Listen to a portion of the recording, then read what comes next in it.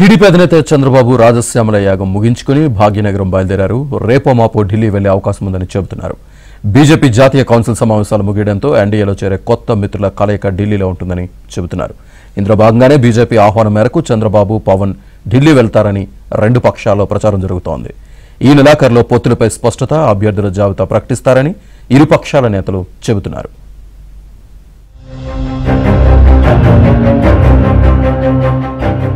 ఉండవల్లి నివాసంలో టీడీపీ అధినేత చంద్రబాబు దంపతులు 3 రోజుల పాటు రాజశ్యామల యాగం నిర్వహించారు. శుక్రవారం ప్రారంభమైన రాజశ్యామల యాగం ఆదివారం మధ్యాహ్నం పూర్ణాహుతితో ముగిసింది. లోకశాంతి, ప్రజాక్షేమం అనుకున్నది సాధించేందుకు అమ్మవారి ఆశీర్వచనాన్ని కాంక్షిస్తూ చేసే రాజశ్యామల యాగం దిగ్విజయంగా ముగిసింది. 50 మంది ఋత్వికులు 3 రోజుల పాటు నిర్వహించిన ఈ రాజశ్యామల యాగంలో ఆదివారం పూర్ణాహుతి కార్యక్రమంలో పార్టీ కేంద్ర కార్యాలయ సిబ్బందంతా పాల్గొన్నారు. చంద్రబాబు దంపతులు ఆదివారం మధ్యాహ్నం తర్వాత ఉండవల్లి నివాసం నుంచి హెలికాప్టర్లో బయలుదేరి హైదరాబాద్ వెళ్లారు.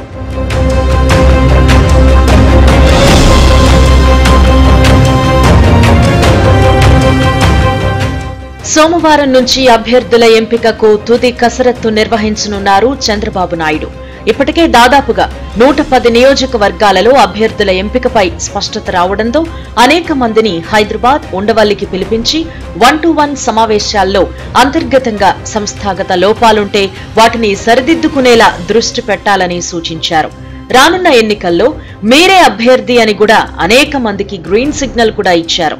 అభ్యర్థుల ఎంపికపై ప్రకటన కూడా వెలువడకపోవడంతో క్యాడర్, లీడర్స్ జాబితా ఇంకెప్పుడు ప్రకటిస్తారు అని ప్రశ్నిస్తున్నారు. జనసేన, టీడీపీ మధ్య సీట్ల సర్దుబాటుపై ఇప్పటికే క్లారిటీ వచ్చింది. తొలుత ఈ నెల 14వ తేదీన జాబితాను ప్రకటిస్తారని భావించినప్పటికీ బీజేపీ పొత్తుపై స్పష్టత రాకపోవడంతో అది వాయిదా పడింది. ఈ నెల 28వ తేదీన 3 పార్టీల పొత్తు ప్రకటన, జాబితా విడుదల ఉంటుందని ప్రచారం జరుగుతోంది. అయితే దీన్నెవరూ ధృవీకరించడం లేదు.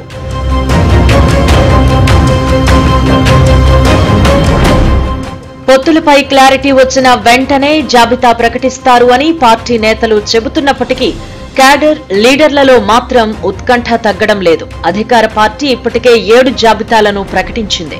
జాబితా ప్రకటన ఆలస్యమైతే కొత్త అభ్యర్థులు ఇంకెప్పుడు నియోజకవర్గాల్లో తిరుగుతారని పార్టీ నేతలు ప్రశ్నిస్తున్నారు. అందువల్లే టీడీపీ అధినేత చంద్రబాబు కూడా ఢిల్లీలో పరిణామాలను పరిశీలించిన తరువాత పార్టీలో చేరికలను త్వరితగతిన పూర్తి చేసి ఈ నెలాఖరులోపు జాబితాను ప్రకటించి ఇక జనంలోకి వెళ్లాలని నిర్ణయించుకున్నారు. మరో 6 లోక్సభ నియోజకవర్గాల్లో కదలిరా సభలను పూర్తి చేసి ఆ తర్వాత చైతన్య యాత్రలకు శ్రీకారం చుట్టాలి అని నిర్ణయించారు. ఈ యాత్రల ద్వారా ఎన్నికల ప్రచారాన్ని పూర్తి చేయాలని చంద్రబాబు భావిస్తున్నారు.